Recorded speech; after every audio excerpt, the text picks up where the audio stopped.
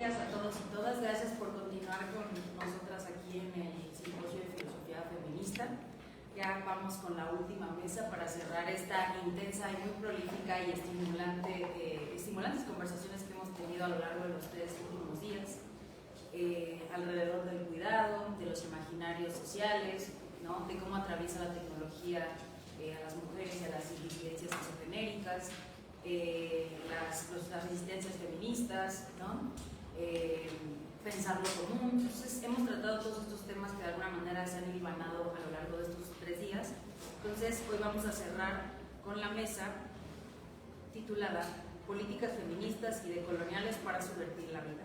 El día de hoy nos acompañan 2 personas. Primero está Elisa Mayanín Casares Torres. Muchas gracias, Mayanín, por estar aquí. Y Daniel Inclán. Gracias por estar aquí también.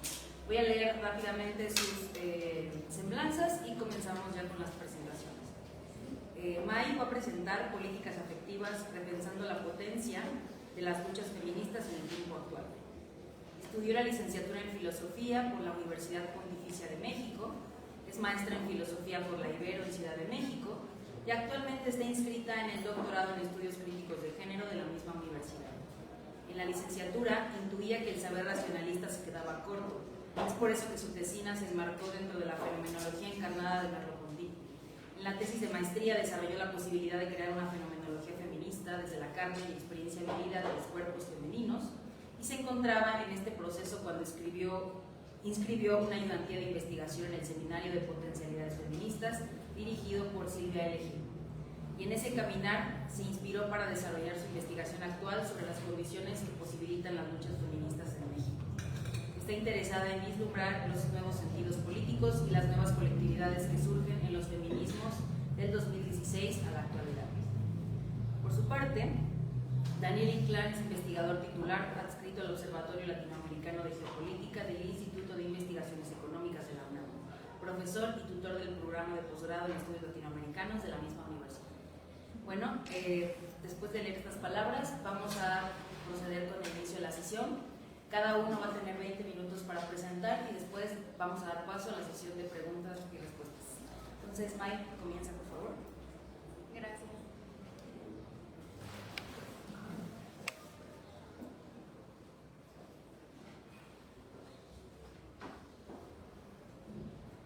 Yo creo que ya está bien, ¿no? Sí. Buenos días.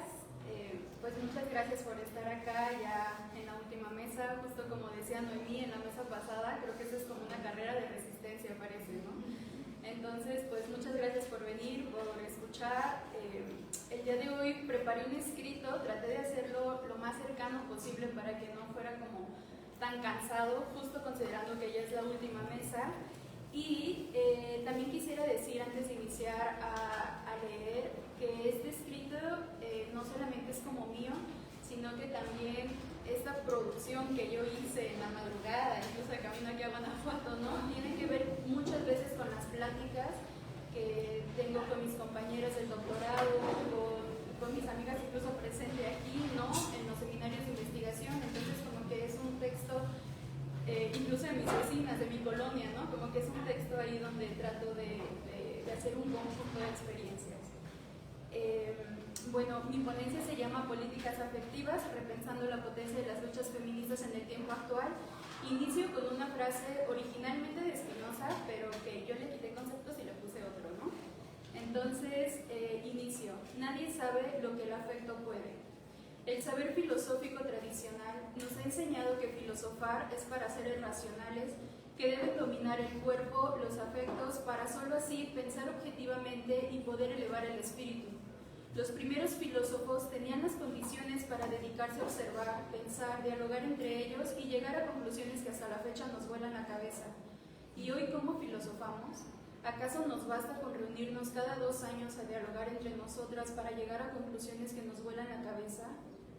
Hoy que vivimos en tiempos de neoliberalismo, que vivimos en la rapidez y que se nos invita a producir como si no hubiera mañana, hoy que producimos aún cuando sentimos el cuerpo partido, podemos filosofar cuando ya no hay tiempo de parar, de observar y de pensar.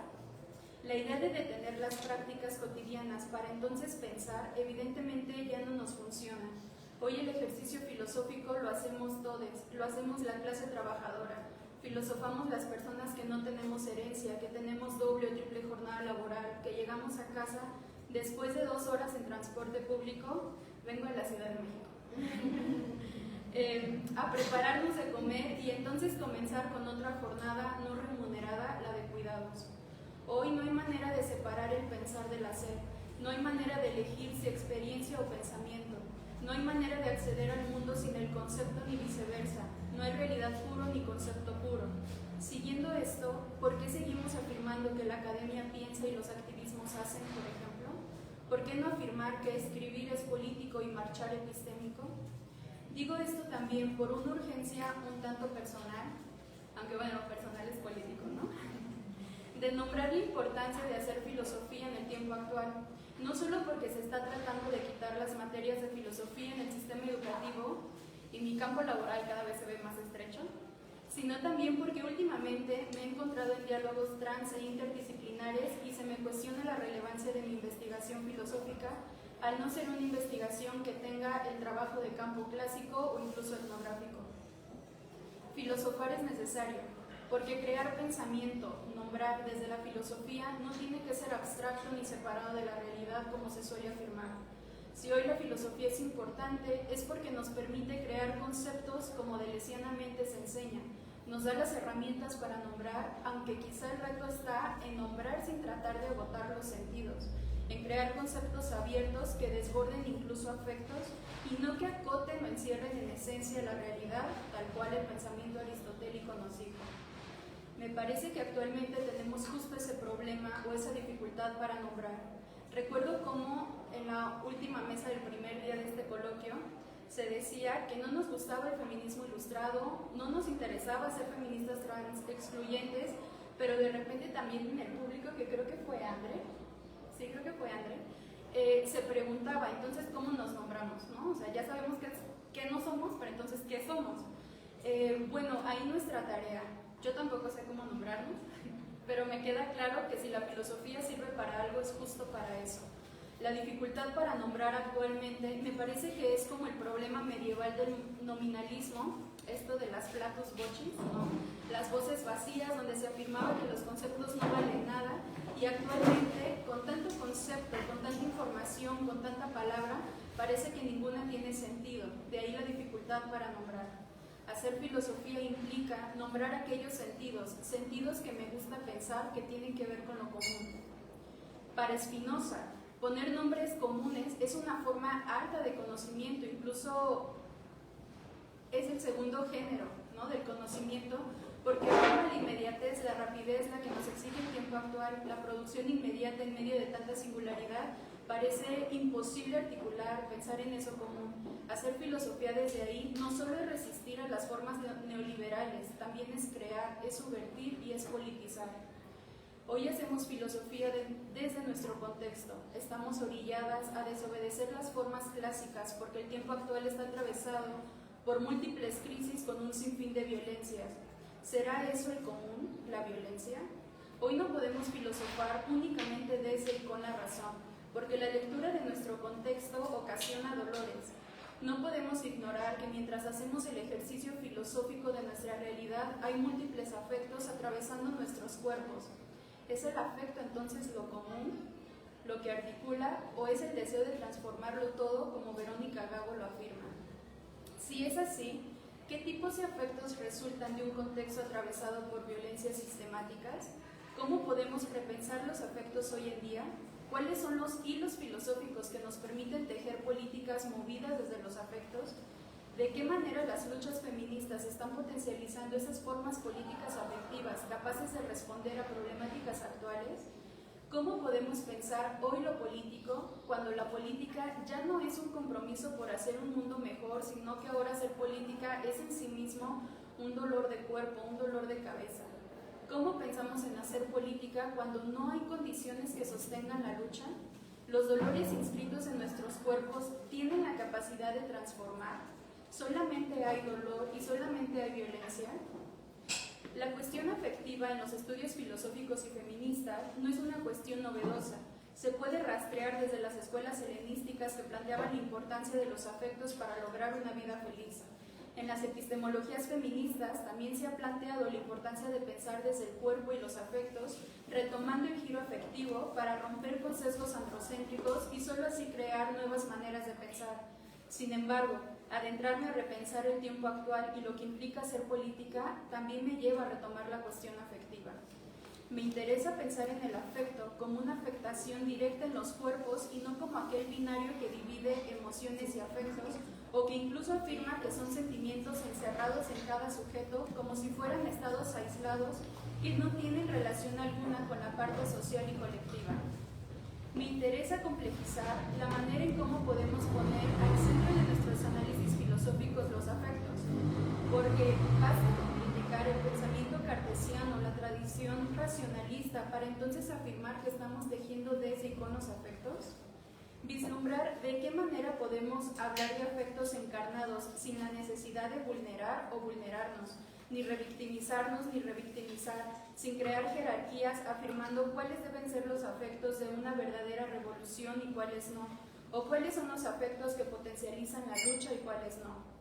Me separo de esta manera de entender los afectos, pues considero que actualmente sigue habiendo discursos feministas que invitan a reproducir racionalismos, ya que cuando se abordan cuestiones como el dolor y la rabia en las luchas feministas, se afirma que son afectos que potencializan rencor y no son creativos, sino al contrario. Me refiero, por ejemplo, al trabajo de Marta Nussbaum y Lamas, ya que están a favor de llevar las emociones de manera estoica. Y a mí me parece un tanto problemático, pues al final en Zenón se sigue reproduciendo el binomio cuerpo-razón. Se trata en el estoicismo de racionalizar los afectos para entonces vivir en armonía. En las autoras se trata de controlar racionalmente las emociones para entonces crear política. Pero entonces la política no puede ser creada desde el afecto. Los afectos me gusta pensarlos como Laura Quintana, abro cita, como aquellas fuerzas efectuadas en el mundo social que atraviesan a los sujetos, los preceden y conforman, fuerzas que se producen en las interacciones conflictivas entre seres vivos, cosas, lugares, temporalidades, tecnologías, entre cuerpos, imágenes, discursos, entre registros sensoriales, atmósferas y materialidades, cierro cita. Es decir, me gusta pensar los afectos como fuerzas ancladas en las prácticas, como fuerzas que potencializan conexiones no predecibles, conexiones que se pueden articular y desarticular, conexiones abiertas. Incluso en Laura Quintana, la rabia sí puede producir desigualdad, violencia y resentimiento, pero hay otro tipo de rabia, la que permite cuestionar las condiciones del mundo que hacen posible la rabia, y al cuestionar qué es lo que está produciendo la rabia, entonces se puede potencializar otro modo de vida. Considero que por tratar de academizar y racionalizar los afectos como el dolor, la ira, la rabia, el enojo, nos quedamos cortas con nuestros análisis y en nombre del rigor académico podemos llegar a ser irrespetuosas con las personas que se encuentran en procesos políticos porque han experimentado violencias. Ver la rabia y el dolor desde otros horizontes nos puede ayudar a complejizar lo que implica ser política en el tiempo actual. En Lorena Capnal, por ejemplo, encontré una apuesta que pone en el centro el cuerpo, pero no cualquier cuerpo, sino el cuerpo violentado. Específicamente, ella habla sobre la violencia sexual, habla sobre el dolor que atraviesan las niñas al ser abusadas, habla desde la violencia sexual que su padre ejerció sobre ella y cómo este dolor se convirtió en rebeldía, indignación y la llevó a crear espacios seguros para mujeres, para que estos espacios pudieran visibilizar el problema que había en la comunidad. Para Capnal, poner al centro los cuerpos quiere decir que en medio de todo se encuentra la afección. Es interesante que ella también habla del amor entre mujeres y sanación, no como algo mejor o peor que el dolor y la rabia, pues no entiende que sean emociones buenas y malas como en Occidente se suele afirmar, sino que son procesos que ayudan a la emancipación, organización y por lo tanto politización. Esta manera de crear política desde el afecto toma en cuenta también lo común, porque se habla sí de un dolor específico, de una experiencia específica, no habla del dolor en todos los movimientos feministas en Latinoamérica, sino desde lo que le atraviesa directamente. Y eso no se sigue de que esas experiencias solo sean de ella, sino que también es de una comunidad, es decir, tiene la potencia de articularse con otras experiencias. Cabnal hace un aporte importante en cómo estamos interpretando la violencia y el tiempo actual. Incluso me di cuenta a través de sus textos que hablar de nuestros cuerpos podría ser una metodología que pone en jaque la manera en cómo se nos ha dicho que debemos hacer academia. En esta misma línea se encuentra Vilma Piedade, pues con la categoría doloridad permite abrir el horizonte crítico y plantear lo político desde nuestros contextos, nuestros afectos y sobre todo nuestros dolores. Piedade pone de cabeza el término de sororidad, término que es usado por los feminismos para afirmar que el simple hecho de ser mujeres basta para tratarnos bien. Para la autora, pero la autora disiente, porque el término sororidad tiene que ver con hermandad, y para ella no todas las mujeres tenemos la misma sangre, ni compartimos la misma patria, ni la misma casa. Las mujeres somos diversas, incluso estamos divididas desde nuestras marcas corporales, nuestra clase social, tenemos múltiples heridas y también múltiples cicatrices. Para Piedade, si hay algo que articula es el dolor y no la hermandad, porque tenemos heridas y por eso estamos en la misma lucha. Eso sí, cada una desde su trinchera y desde lo que puede y desde donde puede, cada una cargando su propia historia, su propia crianza. El dolor, para Piedade, no se queda en un afecto que paraliza, que solo crea resentimiento y se materializa en pasividad, sino que el dolor es el afecto que te impulsa, que potencializa otras maneras de entendernos y otras de vivir. El dolor es aquello que activa. También por eso en el título de la ponencia puse entre paréntesis lo afectivo, la fe para políticas activas y afectivas, aunque se pudieran leer las dos cosas. Entonces, el mundo actual está atravesado por tantas violencias, vivimos con el cuerpo adolorido y enfermo de tantas crisis que somatizamos, vivimos en colonias y barrios que nos invitan a gritarnos entre todos porque es la única manera de ser escuchadas y solo así que nadie se meta contigo y entonces podemos conseguir el respeto de los vecinos. En mi colonia se sabe que no hay problemas con los vecinos cuando cierran la calle, alzan una lona y se ponen a bailar sonidero y a tomar en las banquetas. Eso sí, a la medianoche ya comienzan las peleas. La violencia estructural nos forja también carácter. No podemos ser dulzura, puro amor, cuando todo el tiempo se nos está violentando desde las instituciones, nuestros trabajos. Y aunque tratemos de tener relaciones libres de violencia, ¿realmente qué significa eso? Sería muy injusto de mi parte terminar la ponencia y decir que necesitamos herramientas políticas y epistémicas para ser personas tranquilas, que no reproduzcamos violencias y como consecuencia ser personas que no estamos enojadas, con dolor o incluso que no nos lastimemos las unas a las otras. Sería injusto porque entonces estaría afirmando que es únicamente nuestra responsabilidad que la sociedad sea así de violenta, cuando al final solo es un síntoma de un problema estructural. Lo que me parece importante es reconocer y validar lo que hay en todos los afectos, no solo nuestros, sino de todos los que nos rodean. El amor, dulzura, no solo pueden ser considerados afectos que potencializan un modo digno de vivir, sino también nosotros, como el dolor, la rabia, la tristeza, el miedo, porque el reconocernos desde ahí nos permite reconocernos como personas vulnerables que necesitamos cuidados, redes fuertes para sostenernos entre todos. Reconocer los afectos será necesario para forjar sociedades sensibles capaces de crear política que tenga en el centro el cuidado para solo así potencializar la vida que tanto deseamos.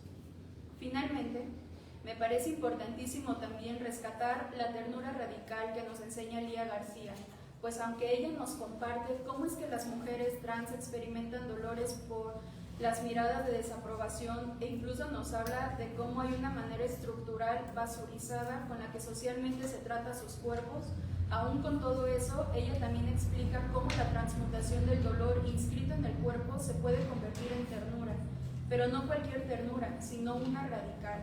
Para Lía, la lucha contra la violencia que vive la comunidad LGBT solo se puede librar desde el cariño, el amor, pues, abro cita, también amo aún con todas las heridas y con todo el dolor. Cierro cita de Lía García. Apostarle a lo cursi es otra forma de visibilizar que hay otras formas de politizar, de vivir, es hacerle frente a un sistema violento que nos invita a tener solo un tipo de afecto. Sin embargo, Indagar la complejidad afectiva de nuestro tiempo implica afirmar que sí tenemos conciencia y experiencias de lo que es doloroso por la crisis estructural en la que estamos anclados, aunque cada una lo experimente de manera particular, porque el dolor en un contexto necropolítico es evidente. En las luchas feministas nos podemos dar cuenta que lo político tiene una base afectiva, pues es una potencia transformadora que enciende las ganas de crear la vida que queremos, que imaginamos. Nombrar los afectos es nombrar lo común, y no para agotar el sentido de la realidad de las experiencias o prácticas en las luchas feministas, sino justo para abrir esos sentidos que no busquen sofocar, sino crear categorías, nombrar lo que estamos atravesando desde el flujo de las multiplicidades. De tal manera, y con esto cierro, no hay palabras sin cuerpo, no hay conceptos sin afectos, no hay academia feminista sin activismos, no hay activismo sin pensamientos y no hay estudios feministas o de género sin investigaciones filosóficas. Gracias.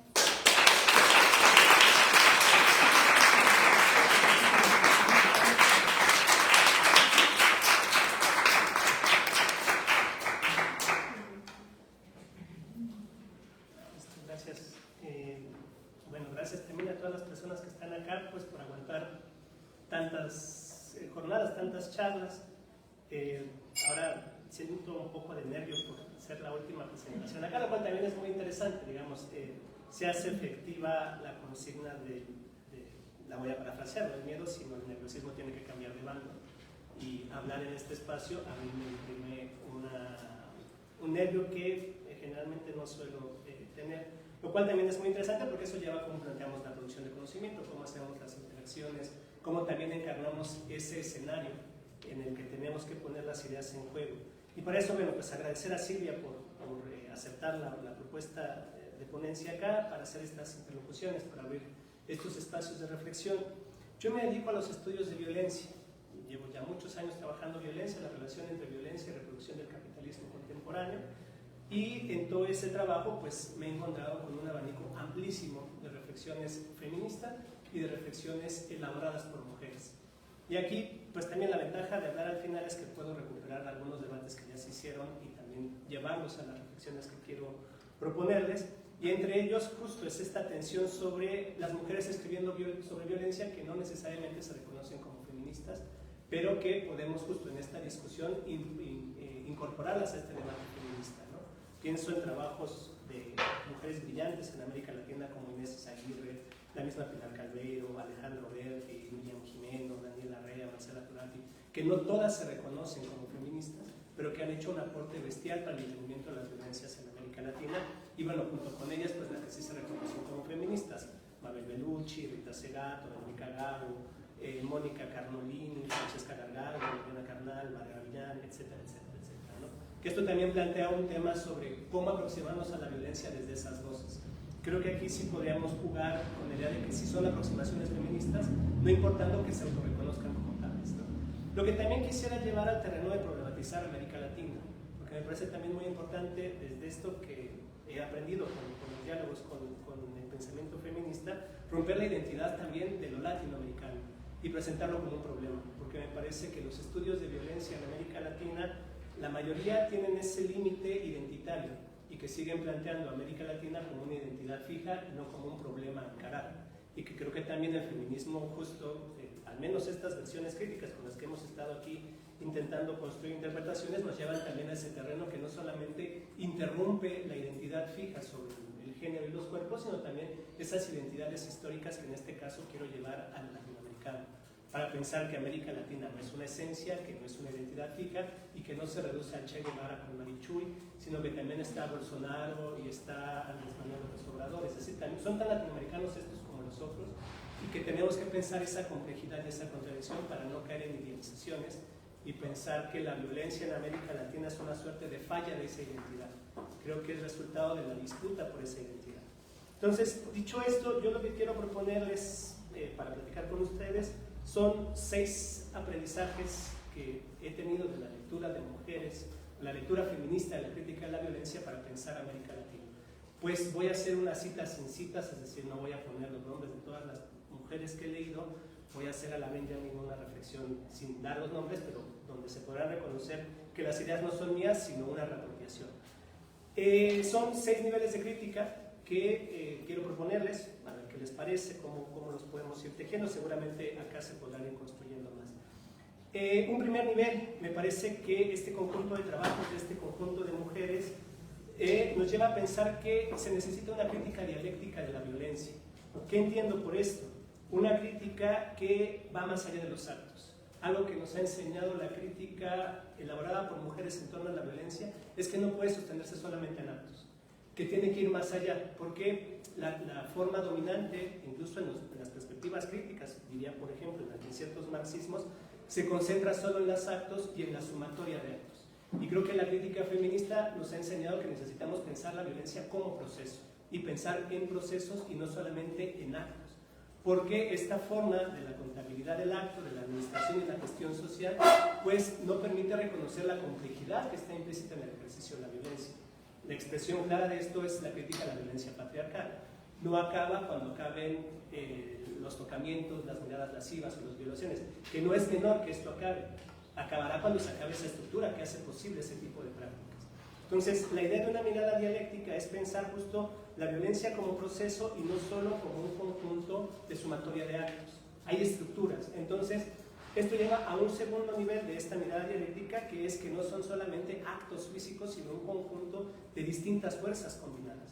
O sea, la violencia no se reduce solamente a cuerpos enfrentados contra cuerpos, pues lo decían en todo el seminario, se dijo aquí hace un rato, es decir, tenemos que pensar estas formas sensibles, estas formas epistémicas, estas formas que no necesariamente pasan por la fuerza física que enfrenta a otro cuerpo, sino que hace posible justo ese momento sintético, condensado de violencia, que sería un cuerpo enfrentando a otro, pero que hay múltiples expresiones. Entonces, esto quiere decir también que como proceso, y esto me parece fundamental, particularmente en las críticas que hicieron las mujeres al analizar los procesos de violencia política en el Cono Sur, nadie nace violentador y nadie nace persona violentada.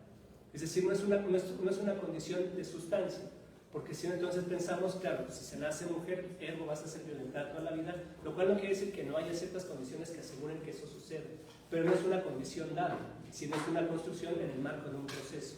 Entonces la violencia, esta mirada y esta crítica dialéctica, lo que nos permite reconocer es que no estamos ante expresiones naturales y que entonces hay sujetos que devendrán violentadores y cuerpos que devendrán violentados. Se construyen marcos de relaciones de poder a través de lo cual se hace esto posible. Las críticas que se hacen, por ejemplo, sobre la represión política en el Cono Sur abren preguntas: ¿qué hace que una persona se convierta en represora? ¿Por qué alguien puede desaparecer cuerpos torturados si son parte de la misma comunidad? ¿Por qué hay un segmento, una fracción social que decide intervenir sobre la otra? Pues no es un resultado dado de antemano, es el marco de un proceso. Lo que me lleva al segundo nivel de la crítica, lo que llamaría una crítica materialista, y esto me parece fundamental. La crítica de la violencia que han hecho estos trabajos de mujeres, es de base material. No es solamente una crítica etérea, no es solamente una crítica cuya única materialidad son los cuerpos, van más allá de...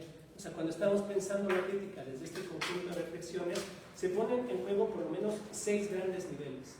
Uno, el mundo de los objetos, es decir, las cosas a través de las cuales estos cuerpos que están atravesados por las violencias se expresan y aseguran el ejercicio de la violencia. Es decir, la violencia no son solamente cuerpos, también son objetos.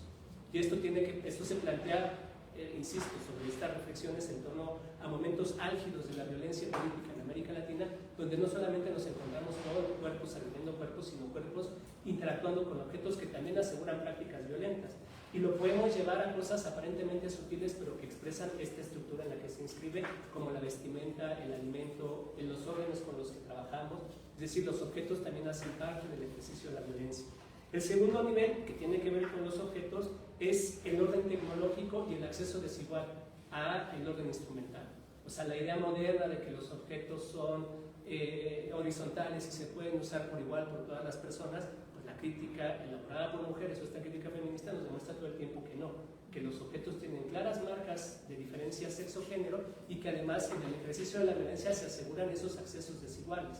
Y que tiene que ver no solamente con los desarrollos tecnológicos más elaborados, que generalmente tienen formas masculinas, sino con objetos cotidianos y los procesos técnicos cotidianos también.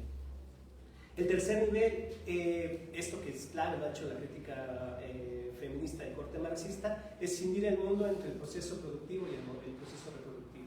Eso también es clave para el ejercicio de la violencia y entender que ahí hay una parte que inscribe y hace posible también ese trabajo sobre los cuerpos, la decisión entre el momento de la producción y el momento de la reproducción, que es pues, una forma estrictamente capitalista, que no existen otras formas humanas conocidas y que hay que poner atención en eso porque eso establece dónde está lo que realmente vale y lo que no vale, que también hace parte del ejercicio de las violencias. El cuarto punto, la organización jerárquica de la producción del espacio. Esto me parece también importantísimo en las críticas elaboradas por mujeres o las críticas feministas a la violencia. También hay un espacio de la violencia y hay una jerarquización de la organización de los espacios. Porque la crítica liberal o la crítica dominante, más elaborada por las partes masculinas, la pensamos como genérica, como si el espacio no fuera un elemento importantísimo y condicionante para el ejercicio de las violencias. Y esto tiene que ver no solamente con la discusión de lo público y lo privado, sino todas las escalas de los espacios en los cuales las violencias se realizan. Finalmente, dos niveles, la administración del tiempo social, que me parece también es una crítica extraordinaria de este trabajo de mujeres, y el tiempo social con las múltiples escalas que articula, no solamente el tiempo grande, el tiempo de la producción, sino todos los tiempos biográficos, los tiempos de los cuerpos que se entreveran con ese gran tiempo de la producción, que no para, que no se detiene. La producción en el capital es 24/7, pero se enfrenta con cuerpos que no trabajan 24/7 de esa forma, y particularmente tiempos biográficos que son diferenciados. Y el otro, la circulación de los valores de uso. Bueno, esta es una abstracción, pues, por deriva de cierta crítica marxista, como también esta base material de la circulación del valor de uso es fundamental para entender el ejercicio de la violencia. No estamos solamente ante objetos y en objetos cargados de valor de uso, como esa forma concreta de la vida colectiva que está siendo disputada y violentada por los ejercicios de violencia, y que esto implica formas diferenciadas en torno a cuerpos. El valor de uso también tiene marcas de sexo, género. Y finalmente, la regulación del uso y disfrute de las cosas. Cómo se usan las cosas, cómo se disfrutan. Insisto, estos 7 niveles son lo que yo sintetizaría en esta crítica materialista de la violencia. Lo que me lleva a la tercera crítica, que es la crítica política. Es decir, ya tenemos esta idea del proceso, esta idea de la base material a través de la cual la violencia se está realizando, pero que lleva a pensar la dimensión política del proceso, entendiendo que por política justo, no una dimensión institucional, sino una relación contenciosa entre formas de ser y estar en el mundo. Entonces, esta crítica lo que nos dice es que la violencia es siempre una violencia política, y no en el sentido de una violencia de Estado, sino de una violencia en la que se enfrentan proyectos de socialidad, y que justo, digamos, en términos generales hay un proyecto patriarcal que se intenta imponer a los demás, pero que tiene expresiones concretas. Esta es una generalidad, pero que se realiza en formas específicas. Entonces, cuando miramos las contrainsurgencias, las miramos como proyectos políticos, pero tendríamos que pensar también la violencia feminicida como parte de un proyecto político. O sea, la violencia contrainsurgente es más evidente, la politicidad que está en juego. Pero en estas otras también hay politicidades en juego. O sea, no es solamente un asunto de una estructura tosca, mecánicamente represiva, sino la disputa política, lo que implica la disputa por las vidas colectivas. Entonces, no es un asunto de una estructura que avanza como aspiradora, sino que al ser una violencia política es una violencia selectiva. Creo que eso también ha sido, al menos para mi análisis de la violencia, lo que me han enseñado estas críticas es que la violencia siempre es diferenciada. No hay formas genéricas de la violencia, incluso en formas que aparecen como idénticas, como el asesinato de mujeres, pero la manera en la que se mata en ciertas geografías, en ciertos contextos, plantea ya una diferencia que es una diferencia política. Si la violencia es una violencia política, no es una violencia general. No hay una fuerza suficiente para organizar todos los cuerpos que intentan ser violentados. Se implementan ejercicios estratégicos, ejercicios pedagógicos para intervenir sobre algunos que educan al conjunto. Pero siempre es diferenciada porque es una violencia política. Lo que me lleva al cuarto punto, lo que llamé una crítica ética, que esto me parece fundamental de las críticas que han hecho las mujeres. A mí me partía la cabeza y me da muchas vueltas porque por un lado salen de la trampa moral, o sea, no descalifican la violencia como algo malo que surge metafísicamente, sino que lo ponen justo como una expresión ética en la que no hay víctimas y victimarios. O sea, una de las cosas más interesantes, si tienen tiempo de revisar los trabajos de Inés Izaguirre, que es una mujer que tendría que leerse en todo el continente, y diría yo más allá del continente, cuando hizo las reflexiones en torno a la violencia política en Argentina, fue de las primeras personas en los años 80 en decir esto no es de víctimas y victimarios. O sea, no podemos pensar que hay un mal metafísico de la estructura institucional contra una bondad metafísica de la parte social violentada. Es un problema de construcción de posiciones. O sea, pensar los actos violentos implica pensar esos procesos a través de los cuales devienen violentos, pero que no es la monstruosidad del Estado capitalista solamente operando sin más, pues tiene que encarnarse, tiene que generar esas posiciones que también permiten reconocer que las figuras violentadas defienden una posición. O sea, no son formas pasivas que entonces solamente reciben lo que viene por fuera de ellas, sino que en el ejercicio de una posición y de un tipo de comportamiento están generando ese enfrentamiento. Ahora, de lo que me parece interesante acá justo es salir de las trampas moralizantes, de las trampas patológicas, las trampas medicalizadas, de decir es que esta sociedad es violenta porque es una sociedad enferma, esto es anormal, ¿no? La forma normal de la vida es la paz, porque dan cuenta justo que el conjunto de prácticas y comportamientos no pueden medirse bajo esos criterios, porque entonces quedamos en la trampa liberal de el mundo es un mundo de tranquilidad, de paz, de instituciones, de consenso, de leyes. Pero van más allá y creo que hacen algo que pues, a mí me parece muy importante para los contextos contemporáneos, particularmente el mexicano. Pienso en los trabajos que se han hecho en Colombia sobre la violencia, cómo pensamos más allá del carácter punitivista, porque algo que se impone desde las perspectivas liberales es castiguemos, inventemos nuevos delitos y nuevos castigos, que redunda en la fuerza institucional, que es una fuerza patriarcal, que también despoja del poder colectivo de las mujeres que han sido violentadas. Lo cual no quiere decir que nieguen ese paso, pero que no están asumiéndolo como el único ni el necesario. Y esto lo pienso igual en los contextos de las dictaduras en Argentina, Chile y Uruguay, cómo se plantearon formas que iban más allá de los juicios a las juntas militares, porque había un problema social que resolver, que no pasaba solamente por la sanción y el castigo. Que haga una pregunta, ¿qué hacemos con lo colectivo en los ejercicios de violencia? ¿Qué hacemos con esa vida común, esa vida cotidiana, esa vida imbricada por prácticas de violencia que la atraviesan? Piensen lo que pasaba en Argentina con la famosa mesa de scratches, que se preguntaban qué hacemos con el torturador que es mi vecino, qué hago con el militar que vive en el barrio y lleva a la escuela a su cría. Finalmente, hay tres cosas más rápidas. Hay otro nivel que llamé crítica estética, que esto implica no la estética entendida como arte, sino como un espectro más amplio de la sensibilidad, que también pone en juego eso, o sea, la crítica elaborada por mujeres sobre la violencia pone en el centro los cuerpos y con ello las sensibilidades. O sea, estamos ante una organización de lo sensible.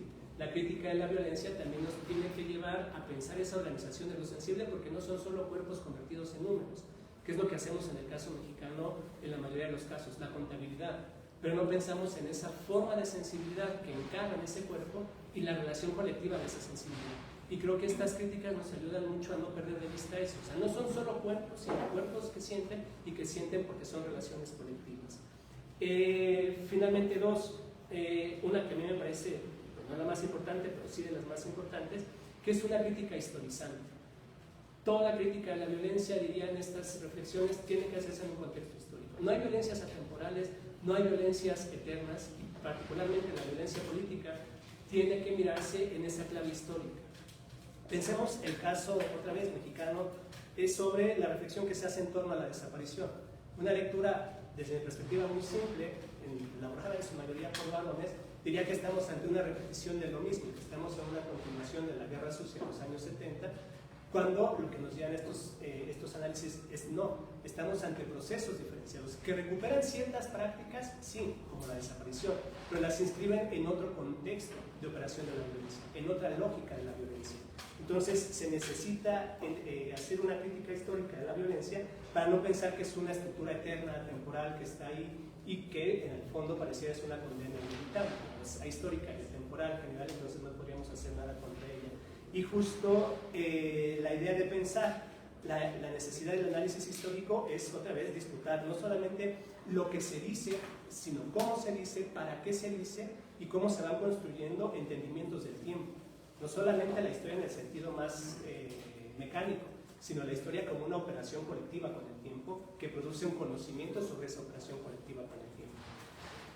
Y finalmente, creo que hay una crítica pues, que llamé emancipatoria, no sé si es el mejor término, que también nos recuerda que la violencia emancipa, pero que es una violencia de otro orden y que también hay prácticas que necesitan de la violencia para transformar. Y lo sintetizo en esta frase que poco a poco fue inundando la universidad a partir de 2017, 2018, quemarlo todo. Es un ejercicio de violencia, pero otro tipo de violencia. O sea, lo que también creo que nos ha enseñado esta crítica feminista a la violencia es ir en contra de este pacifismo y de esta no violencia automática, porque entonces eso también desarma la movilización, eso también desarma la crítica, porque recurrir en automático a la idea de no podemos hacerlo es pensar que la transformación vendrá de acuerdos, de negociaciones y no de ejercicios de violencia, que lo interesante acá es plantear qué tipo de violencia es la que se tiene que hacer. Y la metáfora, quemémoslo todo, pues es una metáfora abierta, pues es una oportunidad de pensar qué es eso que hay que quemar, qué es ese todo, qué es eso que se quema y cómo se quema, pero que tiene que ejercerse un tipo de transformación radical mediante usos combinados de violencia, también plantea esa posibilidad, porque lo contrario llegamos al terreno muy masculino, muy del orden liberal, no es que lo están haciendo mal, que no destruyan cosas, mejor que hagan su escrito, que pidan la mesa con, pues, eso es la trampa de llamar siempre a la no violencia y pensar que la no violencia es el único horizonte de posibilidades de las negociaciones. Pero insisto, con esto no quiero plantear que hacen una violencia de la misma calidad ni de la misma forma, sino que plantean la necesidad de reapropiarse de la violencia. ¿Qué hacemos con esa violencia que también transforma? Bueno, pues eso. Gracias.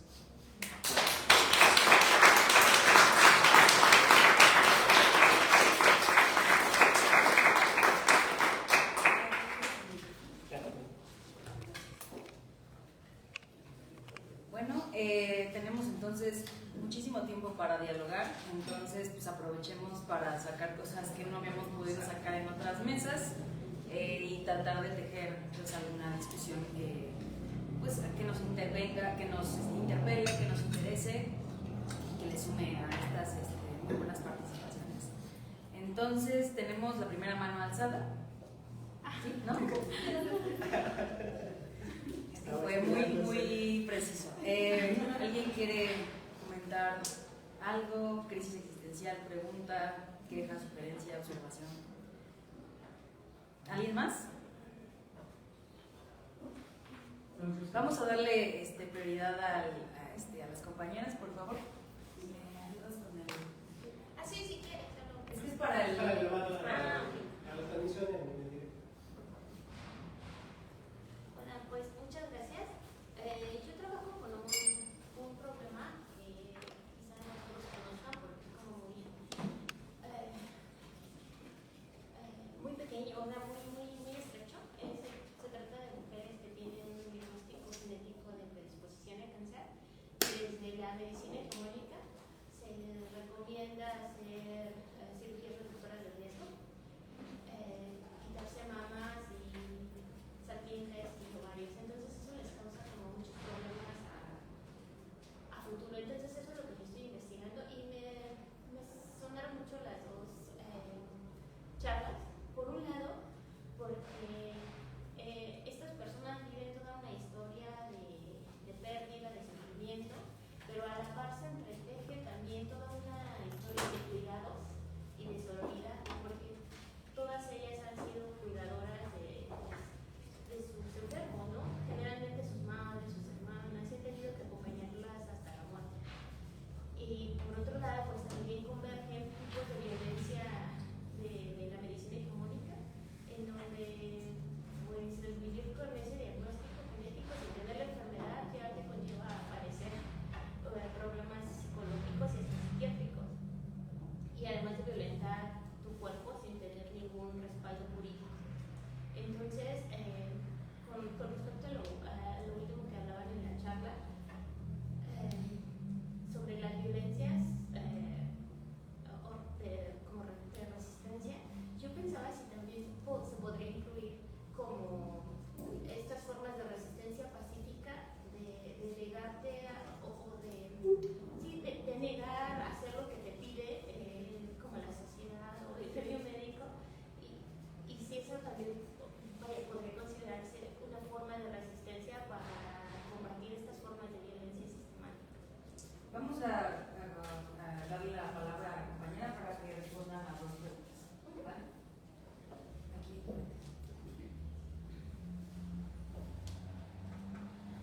Gracias. A mí me surgió la duda de que cómo te llevó a investigar este tipo de cosas. interese, de que siempre les interesan otros tipos de temas. Entonces, de que, no sé, ¿cómo llegaste a interesarte, a profundizar tanto y a verlo desde este punto de vista de que nos comentaste? ¿Vas a comentar? Sí, quería. Bueno, gracias. Yo tenía una pregunta para Daniel. En el caso de la última crítica que tú revisas sobre la reapropiación de la violencia, yo quería preguntar qué parámetros crees que se consideran al momento de separar una violencia violenta y de una violencia activa o útil, porque de qué manera se diferencian una de otras, porque estoy de acuerdo en que no es tan solo no es como una violencia reactiva, que sí tiene un propósito activo, pero no entiendo cómo a gran escala o cómo vaya o sea, de qué manera se diferencian, o sea, en qué es diferente una de la otra y por qué. Sí, eso básicamente.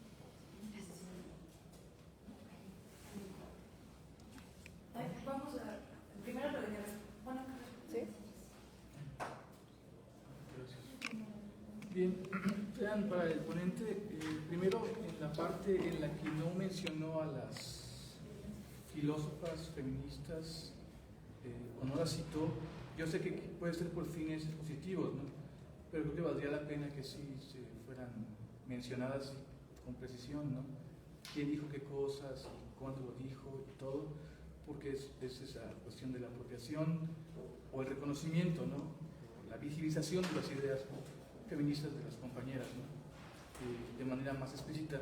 Y la otra es, yo no sé, pregunto porque desconozco, el uso del término cuerpos, hablar de los cuerpos, ¿no? Que hay cuerpos, al final habló de que son cuerpos que sienten, pero no sé si es el término que se utiliza en el lenguaje jurídico, en el lenguaje forense, en el lenguaje estadístico, pero pues ese término de alguna forma sí no habla de personas, sino de cuerpos, ¿no? Y no sé si en ese sentido esta sinécdoque reduce a las personas a esto, nada más a cuerpos, ¿no? En lugar de personas, o de mujeres, o de hombres. Gracias. Gracias.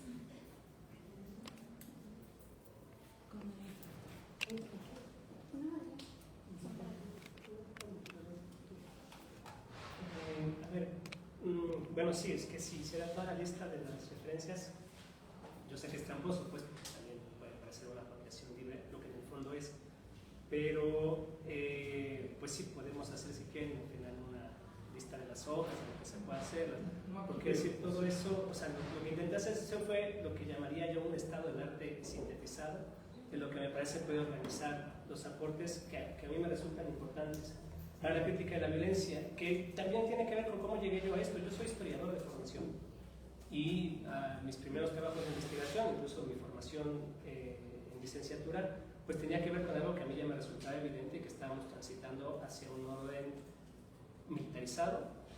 Yo hice primero investigaciones sobre el 68 en México y después sobre la dictadura argentina del 76 y después sobre los proyectos de violencia política en todo el Cono Sur. Porque me parecía que era el espacio que nos permitía mirar a México sobre algo que estaba pasando, no porque fuera lo mismo, sino porque era como un referente donde se podía espejear. Y lo que fue muy agradable para mí, en el sentido de la investigación, pues, con la que yo me había educado en México, pues planteaba el tema de la transición a la democracia, el tema de la épica guerrillera y esta forma del cheguevarismo latinoamericano, que es también lo que intentaba poner en cuestión de pues la única forma de la transformación es esa forma épica, heroica. Y después llegar a Sudamérica y conocer todos estos materiales me abrió una perspectiva completamente distinta, lo que obligaba a una reflexión pues que no fuera ni tan mecánica, ni tan reductiva, ni tan centrada en lo que yo todavía creo que impera en la crítica de la violencia, que es el canon liberal y el canon expresado en una idea mítica de la paz y la estabilidad. Y no es que no queramos eso, por supuesto, o sea, apostamos por sociedades de convivencias menos crueles, pero no porque éstas existan, pues si no es que esté ahí, se perdió el rumbo, entonces hay que regresar a él, sino que tenemos que apostar por esas formas de convivencia menos destructivas.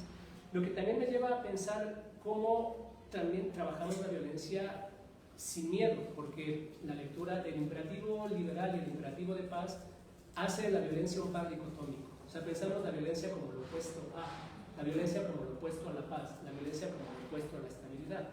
Y lo que propongo es pensar la violencia en el marco de despliegues históricos en los que convive, particularmente para la reproducción del capital, como una necesidad. O sea, no hay reproducción del capital que no tenga distintas prácticas de violencia. Lo que creo es que hay formas en las que esto se modula y adquiere intensidades y manifestaciones diferenciadas, porque si no, sería lo que decía hace rato, que es ahistórica, tiene formas específicas. Y justo en el contexto contemporáneo del capitalismo, que llaman un capitalismo en colapso, pues la violencia cumple funciones estratégicas, que en otro momento eran relegadas a ciertas geografías o a ciertos momentos. Hoy se expande aceleradamente, pero también esto nos lleva a pensar qué hacemos con las prácticas de transformación que en otro momento se llamaban revoluciones y que eran actos violentos. Y pienso también en toda esa crítica postcolonial que me parece es importante recuperar, no idealizándola y tampoco mistificándola, pero no hay proceso de transformación sin actos de violencia. Ahora, creo que aquí lo importante, y eso ha enseñado el trabajo de mujeres, insisto, pienso las críticas en Sudamérica. Pilar Calvero tiene un libro muy bonito que se llama Política y Violencia, o Violencia, que también creo que tendría que ser una lectura pues generalizada, un libro de texto abierto, circulante, donde ella plantea ese problema. O sea, ella fue una detenida desaparecida en la ESMA, es de las pocas personas que sobreviven, y hace un trabajo justo que empieza con la primera persona, pero después va más allá para plantearse esa contradicción en la que se inscribe su participación política como guerrillera.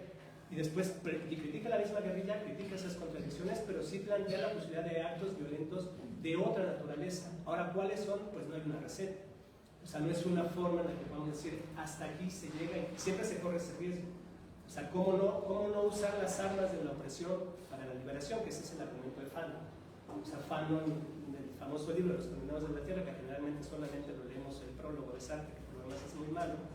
El trabajo de Fanon es muy interesante porque plantea esa tensión entre el colonizado y el colonizador y la violencia que se ejerce, pero cómo no convertir la transformación mediante las armas de la opresión, porque lo que dirá es entonces hay un nuevo colonizador que ocupa el lugar del anterior porque no creó otra forma de violencia. Y ahí pues no hay una receta, creo, son procesos históricos, son procesos contingentes. ¿Qué es lo que hay que violentar? ¿Cómo hay que violentarlo? Y también reconocer que estas formas de desobediencia pues son una forma de violencia, porque también la manera en la que pensamos la violencia bajo el esquema dominante es hacer estos actos grandes de destrucción. Y justo la crítica de las mujeres, y ahí sí la crítica feminista de las mujeres sobre la violencia, los trabajos de Rita Segato son fundamentales para eso. Hay que pensar esas formas sutiles de la violencia también, esas formas pedagógicas, esas formas cotidianas, aparentemente imperceptibles, y que también hay que montar violencias de emancipación en esos terrenos, violencias que eduquen de otra forma, violencias que nos permitan tener relaciones corporales de otra manera, como relaciones colectivas. Entonces, creo que no es un tema de recetas o un tema de formas, sino de encarar la contingencia y reconocer que se puede violentar la contingencia. Ahora hay que crear una forma que no reproduzca las armas ni las herramientas dominantes, porque entonces pues, ya nos fuimos en tacho de la basura.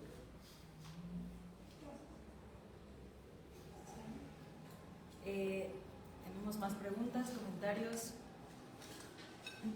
Ok. Rápido, antes de que pase el micrófono para agregar a las preguntas, yo me gustaría preguntarle a May,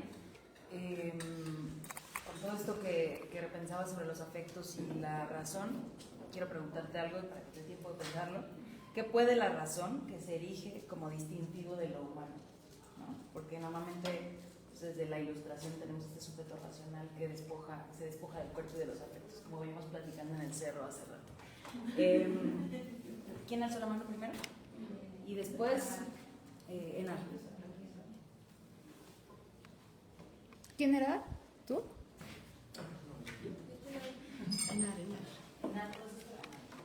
Sí, pero no voy a prisa. Ya llegó Qué pena. Bueno, de nuevo, muchísimas gracias. Como siempre, no solo a las personas que han expuesto, sino también a la moderadora. Me han parecido muy buenas las dos ponencias, tanto en contenido como en forma, ¿no? Especialmente me ha gustado mucho el texto que ha presentado Mar y su esfuerzo por buscar lo común en los afectos, ¿no? Como eso es lo que necesitamos, ¿no? Más que separaciones, como encontrar lo que tengamos en común. Y me gustaría hacerle una pregunta a Daniel. De todas las críticas que has presentado, seguro que hay muchas preguntas. Yo quiero comenzar por la de la identidad, ¿no? que me interesa mucho, o sea, que me preocupa mucho. Espera, sí. Romper, ¿no? Es decir, romper la identidad latinoamericana y problematizar. Entonces quería como preguntar desde dónde hay que hacer eso, es decir, porque, o sea, de algún modo me parece que hay que hacerlo por lo menos desde dos lugares, no lo sé, desde dentro, ¿no? Para evitar todo ismo, regionalismo, nacionalismo, ¿no? Y homogeneización, que no tengo muy bien para qué sirve, y que si sirven para algo, sirven para lo que habría que hacer. O sea, como es decir, me parece que una de las necesidades de romper esa identidad latinoamericana tiene que ver con dejar de mostrarnos mostrarnos como persona que vive en Colombia, ¿vale? Hace más de 11 años. Mostrarnos hacia afuera, no de mostrarnos, perdón, de permitir ser vistos como la reserva natural del planeta, ¿no? O sea, porque solo con Latinoamérica, o sea, solo esta cuestión de la identidad, de concebir un continente como una unidad, solo pasa que, en general con Latinoamérica y con Asia. Es decir, lo que ha sido, ¿no? No sé si usted lo nombró como las provincias de Europa, como la primera provincia fue América, ¿no? Para Europa, la segunda provincia fue Asia, entonces que de alguna manera me parece que no romperlo desde dentro es de alguna manera favorecer que no se rompa desde fuera esa identidad y que se nos siga utilizando como la reserva. Y ahora en esta emergencia de recursos esto se va a volver muy salvaje a un ritmo, se va a acelerar mucho más el ritmo de extracción y explotación. Entonces, como para empezar por ahí, o sea, porque me parece que has dicho muchas cosas que tendríamos que discutir. Y luego de la cuestión de la crítica dialéctica, que me parece muy importante porque de algún modo se opone a la visión de que la violencia es algo conmensurable, ¿no? O sea, que se puede medir y que puede a lo mejor entrar dentro del sistema como de racionalidad económica, ¿no? De que todo es contabilizable, ¿no? Todo es sí, mensurable. Entonces, porque no solo es inconmensurable la violencia, sino también sus efectos, ¿no? O sea, porque admitir que la violencia es conmensurable es también admitir una política de indemnizaciones, ¿no? Pues la mina te dejó sin una pierna, te vamos a pagar tanto y punto, ¿no? Entonces, como esos dos puntos para empezar el debate, y de nuevo, muchísimas gracias.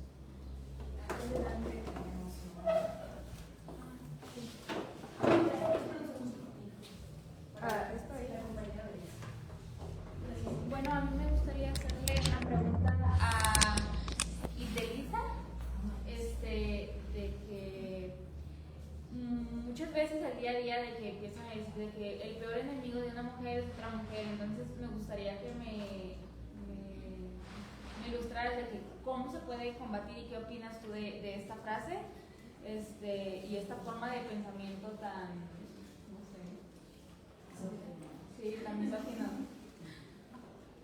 ¿Alguien más tiene alguna otra pregunta o comentario para preguntar por acá? Hola, buenas tardes. No, ya Santaras, ¿no? A todos. Muchas gracias por sus trabajos, ¿no? Son muy ilustrativos. Pero ahorita que estaba hablando en ARC, ¿no? Yo también pensaba, ¿no? Porque hablar de la identidad y yo pensando en la filosofía latinoamericana, pondrías en líos, ¿no? Encarar la identidad latinoamericana al mismo constructo y fundamento de la filosofía latinoamericana. Entonces, si se pone el fundamento así en crisis, ¿qué es lo que tendremos que esperar para la filosofía latinoamericana después, ¿no? Que si ves posibilidad de transformación a través de esta crítica fundamentalista, ¿no? Que es la identidad. ¿Alguien más? Bueno, contestamos esta ronda de preguntas y después seguimos.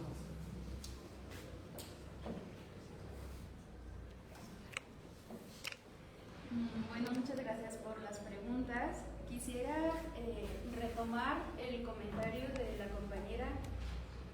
¿Cómo te llamas? Wendy, de la compañera Wendy, porque, bueno, pensé que la pregunta era como para Daniel, ¿no? Pero bueno, primero yo quisiera, bueno, agradecerte que nos compartes lo que estás investigando. Me parece que son temas como que muy fuertes. Quizá, pues no sé, como que es complicado tratar de comentar algo sobre un tema.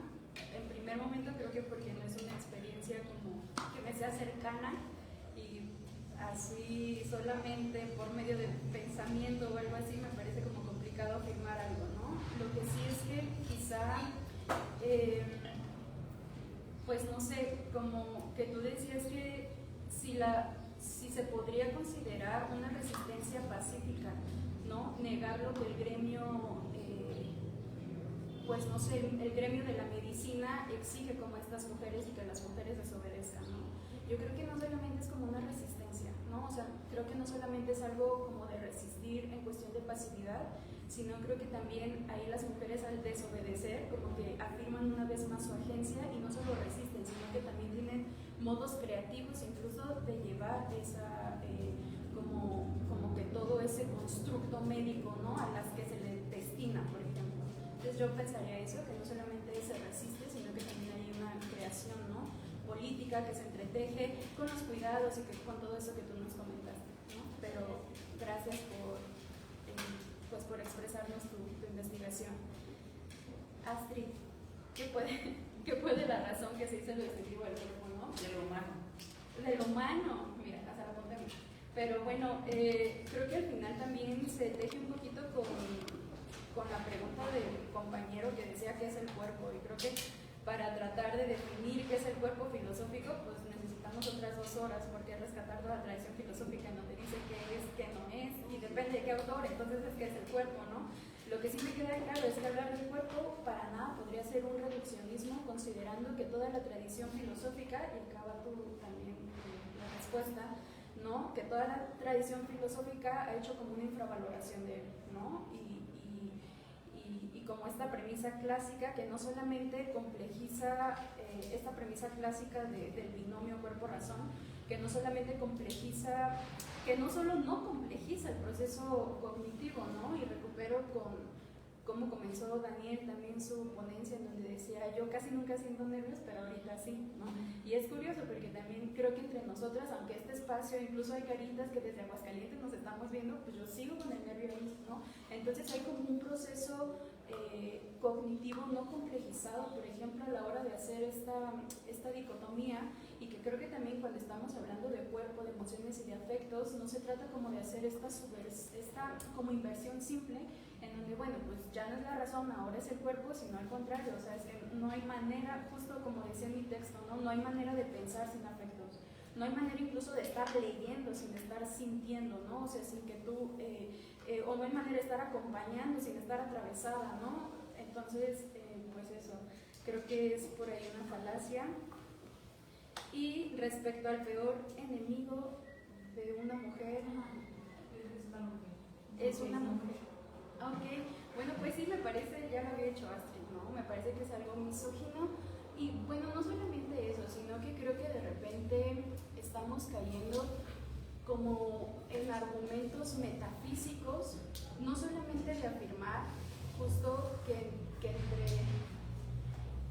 entre mujeres no nos podemos violentar porque somos mujeres y somos sororas, ¿no? O sea, creo que tanto eso cae como en este argumento metafísico de entonces qué es una mujer, y no solamente qué es una mujer, sino cómo se tiene que comportar socialmente, sino que también es el otro lado, ¿no? En que las mujeres somos enemigas porque siempre estamos compitiendo, ¿no? Por la atención del varón o yo, qué sé yo. Entonces, o por vernos guapas para ellos, ¿no? O sea, entonces creo que al final argumentos que están anclados en el ser metafísico de lo femenino, pues son peligrosos, ¿no? Porque no solamente se queda como en constructo teórico, sino que se bajan a prácticas muy específicas, se nos socializan, ¿no? O sea, entonces, pues bueno.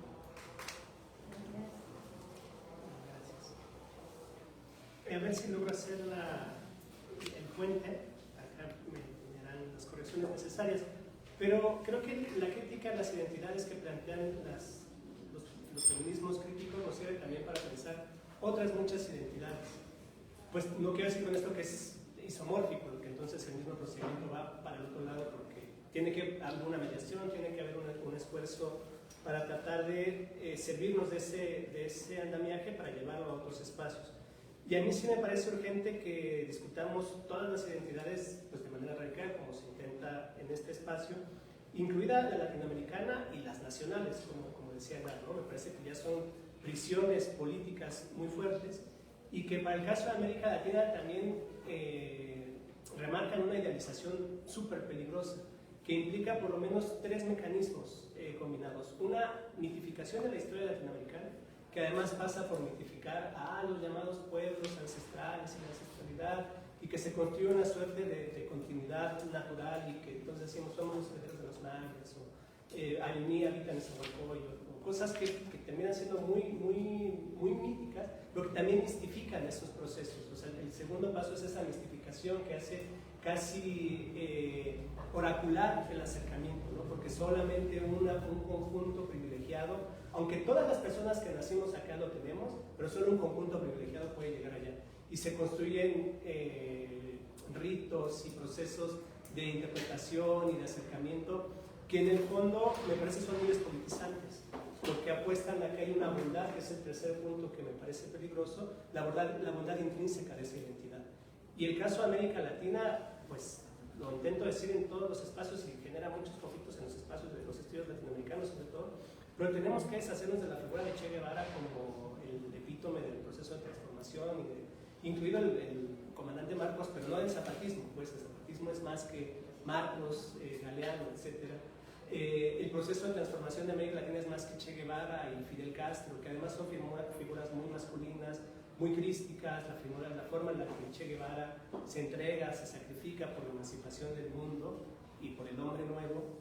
Tenemos que empezar a cuestionarla y también cuestionar justo para romper ese lugar hiperidealizado al interior que también es una herencia colonial, porque además las disputas piensen incluso en las formas nominales, América Latina y el Caribe, como si esto no fuera parte de la región, porque es una parte re problemática, porque hay geografías que todavía son enclaves imperiales, piensen en la Guyana francesa, en el pleno continente, bueno, ahora Surinam se independizó, pero Curazao, o sea, tenemos un montón de geografías ahí que como no son plenamente independientes de parte de esta América Latina bolivariana y idealizada, entonces las metemos como Caribe. Ahora esto no quiere decir que no juguemos con la identidad, o sea, me parece que ahí, o sea, no es como tiras todo eso, entonces nos volvemos ciudadanos y ciudadanas del mundo. Entonces habitamos el planeta, bueno, habitamos una geografía que disputamos, pero la disputamos no como universidad. O sea, yo habito este continente disputando de los contenidos históricos, políticos y los proyectos del presente, pero no porque me sienta así, que Che Guevara me abraza y con esa Zahualcóyotl de aguas una mezcla y ya soy. Pues me parece que eso habría que ponerlo en cuestión. Ahora, ¿qué implica sobre las formas de producción de conocimiento sobre esa tensión? Pues yo lo diría en buena lid, pues me parece que es un falso problema lo que planteó Leopoldo Sea y toda la filosofía latinoamericana. A mí, en personal, me parece un falso problema. La discusión que se generó en torno a Salazar Bondi y Leopoldo Sea, que ha dado tantas vueltas a lo largo de décadas, me parece que plantea un falso problema. Es como lo que se discutía ayer acá, si las mujeres pueden hacer o no filosofía. O sea, me parece que son falsos problemas y más bien es preguntarnos qué tipo de filosofía están haciendo, qué tipo de contenidos particulares, qué tipo de conjuntos conceptuales, qué tipo de interlocuciones construyen y no si se hace o no. Yo creo que la filosofía latinoamericana existe porque se plantea preguntas que tienen que ver con esa disputa por la identidad, aunque en algunos casos esa disputa es por definirla y encontrar su esencia, que eso es lo que intentó hacer Sea, que intenta todavía su escuela, al menos en la UNAM, que tiene mucho empuje, o ahora el mundo decolonial, que también me parece atroz, y esta idea de la colonialidad como esa marca que entonces genera una suerte, le llaman ellos una herida, que Silvia Rita Cosicán, que ha salido tanto en estos espacios, los critica muy bien. O sea, la diferencia entre colonialismo y colonialidad es que la colonialidad es una condición, y si es una condición, pues ya no sales de ella. El colonialismo es un proceso que puedes enfrentar para sobrevivir. Entonces creo que tenemos justo que hacer esa disputa, plantear la identidad como disputa, no como sustancia, también para pensar qué se hace con estas geografías y con estos proyectos al margen de lo que se dicta fuera de estas geografías y de estos proyectos. Porque yo creo que sí necesitamos encarar ese vacío que implica poner en cuestión las identidades nacionales, la identidad latinoamericana, y desprendernos de todos esos íconos y de todos esos cánones que la alimentan. Lo que pues justo también lleva a cuestionar las formas de interacción social, donde creo que la violencia, a pesar de que es un problema tan reiterado y tan denso en América Latina, tiene estos momentos de inteligibilidad ausente, y que en la mayoría de los casos se recurre pues a lo que yo llamaría una suerte de dos órdenes de interpretación, uno jurídico y otro demográfico. O sea, la judicialización de la interpretación de la violencia en América Latina ha sido dominante, y por eso me parece muy valioso lo que se atrevieron a hacer las críticas de mujeres. Y que ahí pues salen de la trampa de lo jurídico para hacer juicios y de la contabilidad social. Porque con que muera una persona ya es un desastre. O sea, no es que si tenemos 100.000 desaparecidos en el país ya es muy grave. Con que haya una persona desaparecida, estamos ante un escenario terrible. Y es eso, en Sudamérica pueden incendiar plazas si hay un asesinato o una desaparición, y en México nos hemos acostumbrado y tendríamos que pensar por qué y qué es lo que está en juego. Gracias. ¿Silvia? ¿Ibas a decir algo? No, pues yo iba a preguntar si alguien tenía dudas.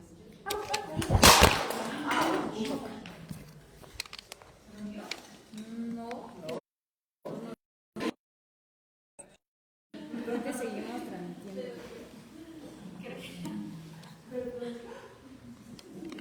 Aunque lo acabo de tener. Pero puedes pasar. Sí, todavía.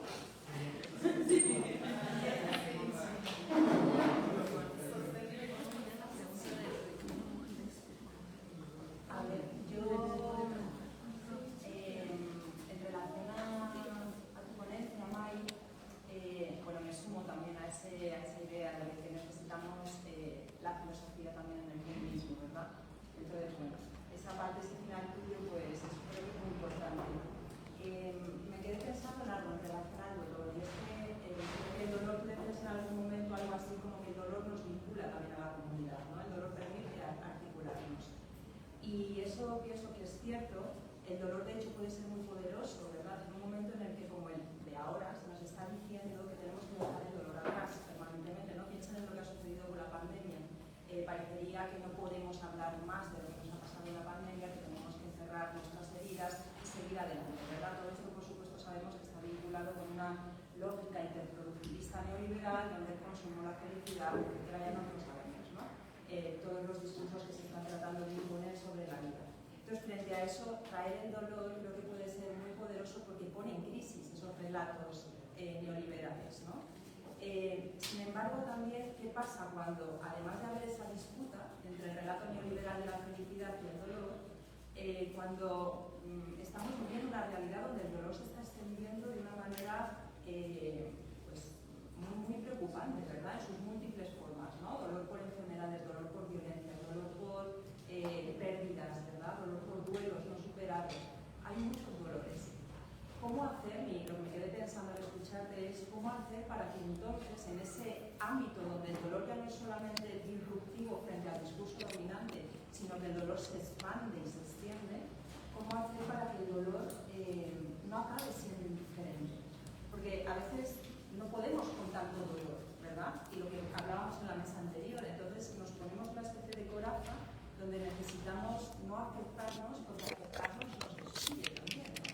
Entonces, ¿cómo poder seguir pensando esa comunidad de la que hablas, ¿no? Donde los afectos negativos están también presentes, pero donde no nos sentimos tampoco completamente sobresaturadas por esa extensión del dolor y donde por tanto el dolor no se haga, el dolor de la otra que tengo al lado, no se haga indiferente? Porque es lo que sucede, si se dan cuenta es lo que nos pasó en la pandemia. La muerte se extendió tanto que al final, ¿no? se había muerto el papá de mi vecina, pues había muerto, pero ¿qué íbamos a hacer? Otra muerte más, y seguimos, ¿no? Entonces, ¿qué hacer para que el dolor no acabe siendo absolutamente indiferente en un contexto en el que el dolor se ha extendido de esa manera, ¿no? Entonces, bueno, diría eso y una cosita más relacionada con esto, ahí entonces me vino la idea de Jorge Alemán, que es un psicoanalista argentino, filósofo. Él hablaba de soledad común. Y entonces pensar lo común atravesado por la soledad, ¿no? Entonces estaba tratando de pensar esta cuestión del dolor, si no es quizá una herramienta también para pensar esto que sucede con el dolor, porque quizá no se trata tanto de hacernos cargo del dolor de la otra, puesto que hay demasiado dolor esparcido en el mundo, sino de entender que hay algo ahí, en la otra, en el otro, que no vamos a conocer nunca completamente, pero que precisamente por eso estamos hermanadas, ¿no? Por eso que no podemos llegar a conocer, porque ese dolor que está ahí atravesando cada vida es importante aunque no lo conozcamos, aunque no sepamos y aunque ni siquiera podamos hacer nada, ¿no? Pensemos en las vidas ahora mismo, que yo me paso repitiendo esto todo el simposio, pero las vidas que están siendo bombardeadas en Gaza, ¿verdad? Es un dolor que en principio nos queda lejos, que nos sobrepasa, pero ¿y si lo pensamos desde esta idea de la soledad común? Es decir, hay algo de ese dolor que aunque no puedo conocer, aunque no puedo llegar, pero tiene que ver con lo común, tiene que ver con nuestra comunidad, ¿no? Nos hermanamos a partir justamente de eso. Bueno, simplemente estaba dando vueltas a eso, ¿no? Cómo hacer para que este dolor no se vuelva indiferente. Y a Daniel, que me parece que tienes un mapa bien interesante, ¿no? Y completo en relación a la violencia y todos estos aportes de los feminismos, me quedé pensando dos cosas. Una, si la escisión, tú hablas, uno de los aportes que comentabas era la escisión entre la producción y la reproducción, ¿no? Y quería preguntarte, ¿no tendría esa escisión un carácter en cierta medida más originario? No sé dónde lo colocaría, pero no habría esa escisión primaria entre producción y reproducción y vinculada también al colonialismo, pues que es ahí, ¿no? Cuando empieza esa escisión, ¿no tendría en cierta medida un carácter también más originario, en el sentido de que pone un corte completo a los procesos de la vida, a los procesos de reproducción y de cuidado de la vida, ¿no? Hace una separación tajante vinculada a este proceso colonial, por supuesto, pero no tendría entonces eso como un carácter de la violencia, no podríamos explicarlo en un sentido más originario. Eso por una parte, y por la otra me parece súper importante la cuestión que planteabas en relación a la crítica ética, ¿no? Esta idea de que no hay víctimas ni hay victimarios, sino que tenemos que pensar más bien desde juego y producción de posiciones, ¿no? Y esto me parece que para el feminismo es absolutamente clave. O sea, porque me recordaba también a cuando en la Asamblea de Vivas Nos Queremos Neza, las componentes de la Asamblea dicen, es que nosotras no podemos dejar de lado a los varones de nuestras familias, a nuestros vecinos, aun cuando sabemos que son probablemente sujetos que han violentado, ¿no? Y que han tenido comportamientos violentos, ¿no? Entonces, creo que eso tiene que ver con esa idea de vernos más también en comunidad, ¿no? Donde no hay solamente víctimas y victimarios, no podemos simplemente decir, ¿no?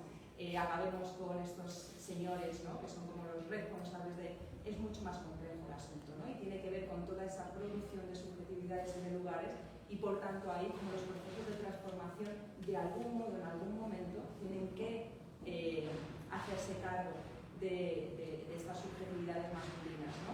Y esto también en relación a otra cuestión muy importante, las desapariciones también, que no solamente desaparecen, ¿no? Estamos en un contexto de desaparición donde también los varones están siendo llevados, ¿verdad?, para trabajar con el narco en el ejército paralelo, ¿no? que tenemos. ¿Y qué pasa también, ¿no?, con esas formas de violencia? Entonces, bueno, me ha parecido muy importante solamente como resaltar esta ruptura de las víctimas y los victimarios y pensar en este juego mucho más complejo, ¿no?, de reordenación de subjetividades y producción, por tanto, de necesitamos otras posibilidades de vida, ¿no?, otra forma de pensarnos también.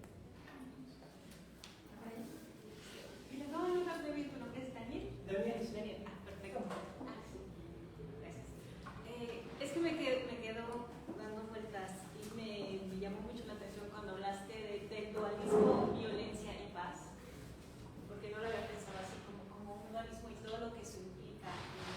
Porque sí, de pronto parecería que es muy simple, ¿no?, que es lo activo y lo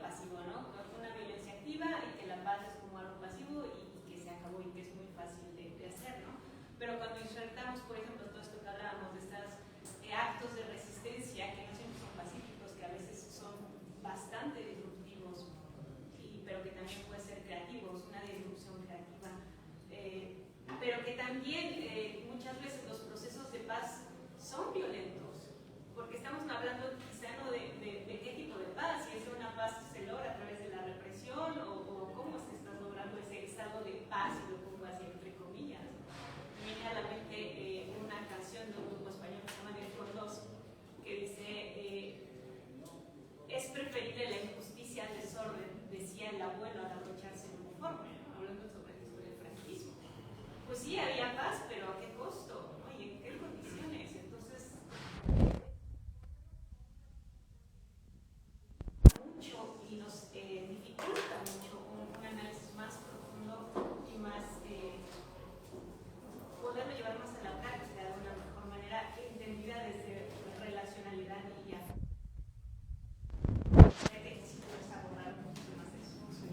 ¿Alguien más tiene alguna pregunta? ¿No?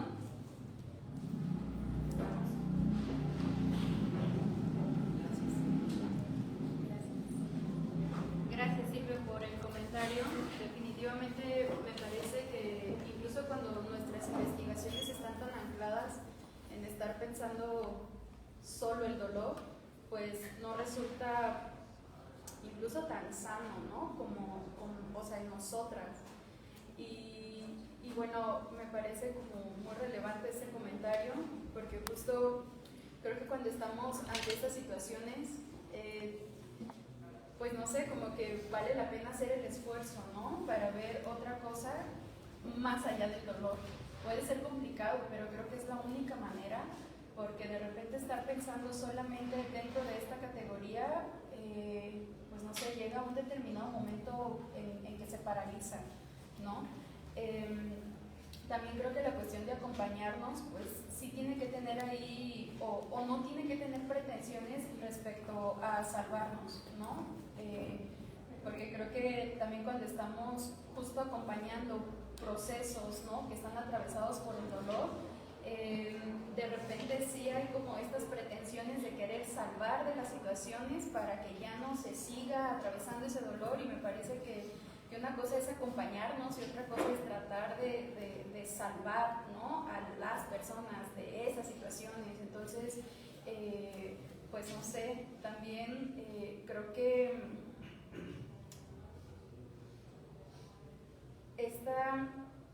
quizá esta necesidad de acostumbrarnos al dolor, de normalizar el dolor, pues también creo que es una cuestión neoliberal, ¿no? O sea, y creo que acostumbrarnos a tener estas situaciones dolorosas no solamente es una cuestión neoliberal, sino que normalizar eso es la única manera que tenemos como de seguir viviendo, ¿no? Y no solo de vivir, ahí sí es neoliberal, sino también de producir, ¿no? Si no producimos no comemos, o sea, entonces, pues no sé, solo diría eso. Sigo pensando en Jessica Benjamin, también, en donde habla que justo ahí tiene un aspecto, un relato psicoanalítico, ¿no? En donde justo habla que dentro del dolor se puede gozar, ¿no? O sea, que el dolor y el goce no son dos cuestiones tan separadas, pero me cuesta un poquito de trabajo como es que vincularlo ya a la experiencia de México, ¿no? A la cuestión de la desaparición, del feminicidio, como que me cuesta muchísimo trabajo vincular este concepto de dolor y goce de Jessica Benjamin, pero sí creo que tenemos que ver más allá, o sea, tiene que haber algo más que el dolor y la violencia, si no, pues ¿cómo vamos a seguir, no? Empiezo por último sobre esta, creo yo, falsa binomio violencia-paz, con un ejemplo histórico, la famosa Pax Augusta, este momento en el que el Imperio Romano estaba así en su esplendor, la Roma estaba bollante, pues se calificó así porque afuera de las murallas había una guerra de expansión continua. Y creo que sobre esa imagen podemos hablar de una Pax capitalista. O sea, la idea de un mundo universal abstracto, pues solamente existe en el capital, digamos algo que está ahí, porque es concreto paradójicamente. y que vende la idea de que funciona igual en todas partes. Entonces, la idea de la paz se presenta como esa estabilidad del sistema, omitiendo que es un sistema que tiene que crear, lo dicen los marxistas, desarrollos geográficos desiguales, y que estos desarrollos geográficos desiguales también, propondría yo, habría que verlos en el marco de geografías de la guerra y geografías de la paz. Por supuesto, si nosotros vamos a Silicon Valley, pues probablemente, salvo que alguna persona locuaz, generalmente un varón, tome una pistola o un rifle y iría a matar gente, pero había tanta seguridad ahí que difícilmente habría una masacre como las que suceden todos los días en Estados Unidos, en otras geografías de la guerra al interior de Estados Unidos. Entonces, esta imagen se logra instalar como algo que en verdad existe en todo el planeta cuando es de ciertas geografías del esplendor capitalista o de geografías de resistencia comunitaria que han logrado expulsar esa guerra de capital. O sea, también hay geografías de la paz, pensemos en el municipio colombiano de San José de Apartadó, con todas las contradicciones que tenga el proceso allá, pero lograron crear espacios de paz. O los caracoles ahora en Chiapas, pero sabemos justo que eso también está en un pende de un hilo, los comunicados que han sacado en estos días lo demuestran, lograron expulsar esa violencia capitalista, al menos por un tiempo. Pero no es que sea una condición de este sistema necesita esas contradicciones y estas tensiones de violencia. Entonces, esa idea de la paz como un horizonte, como una realidad que se nos fue, como algo que está a la vuelta de la esquina, pues creo yo es una falacia en el sistema capitalista, lo cual no quiere decir que no apostemos por algo que sea no violento, que me gustaría no llamarle paz, justo para no caer en este binomio, pero pues que tendrá que depender de cómo desmontamos esto, ¿no? Lo que me lleva a algo que ya no terminé de decir en la intervención pasada. Recuerden ustedes, hay un famoso ensayo de Walter Benjamin sobre la crítica de la violencia. Él distingue entre dos violencias al final del texto: la violencia mítica y la violencia divina. Una violencia que exige la destrucción y otra que la acepta, pero que no la exige. Bolívar Echeverría tradujo esto como una violencia dialéctica y una violencia estrictamente destructiva.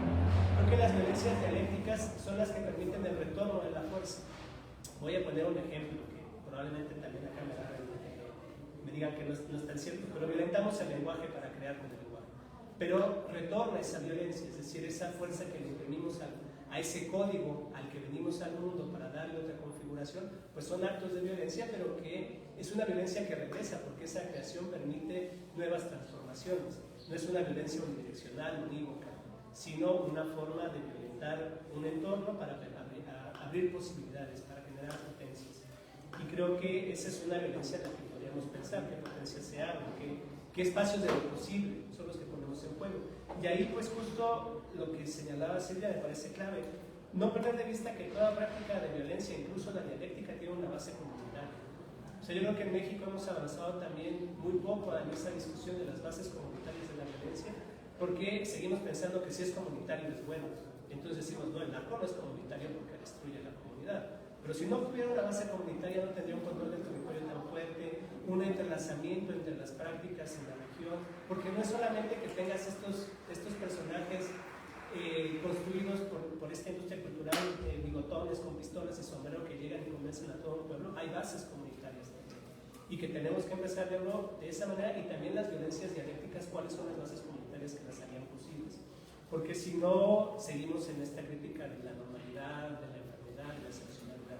Y creo que tenemos que empezar a usar también esas herramientas de la crítica de lo comunitario y lo común, que han sido tan fructíferas para el análisis de la emancipación, pero también usarlas de ese otro lado y pensar que también hay producción de lo común en las prácticas de la violencia. Pues un común degradado, un común precarizado, pero que también es un común. Y ahí justo creo que, lo diría con las marxistas alemanas, pues no sé si es originaria la decisión, me gustaría no llamarla así, porque también lo que no hay que poner de vista, va a sonar técnico esto, son los modos de subsunción del capital. O sea, aunque se impone una subsunción formal que divide producción de reproducción, tiene formas específicas que ciertos saberes vernáculos logran negociar con ello. Por lo que no es que, o sea, en las ciudades sí diríamos, aquí es absoluta, o en casi todos los espacios urbanos se convierte en absoluta, ya no solamente es formal, sino una subsunción real. Entonces ahí, por ejemplo, la crítica de Rosita Schultz me parece muy fructífera, porque no es que sea el punto de partida, pero sí un núcleo que está organizándolo todo, que da cuenta justo también de la necesaria revisión histórica de esas decisiones. cómo es que se hizo esa subsunción, en qué contextos, en qué procesos, y qué saberes vernáculos también necesita el capital para sobrevivir, porque no puede imponer solo un modo de conocimiento, necesita formas vernáculas, y ahora se dio cuenta que más que nunca, el tema con la tierra, con las semillas, que además justo en los procesos en América Latina quedó depositado en mujeres, todo ese saber. Las semillas, los bancos de semillas más importantes del continente fueron producto de prácticas de mujeres que ante la migración de los varones al campo decidieron hacer bancos de semillas con saberes vernáculos, pues así poner en operación ese saber cotidiano, ese saber arraigado. Pero no sé si llamarlo original, o sea, yo creo que sí es un núcleo, pero no sé si es el origen de, supongo que hay un tema para hablar de eso. Ya se va. Ya estamos cansadas, vamos a dar por terminada la última mesa del 50.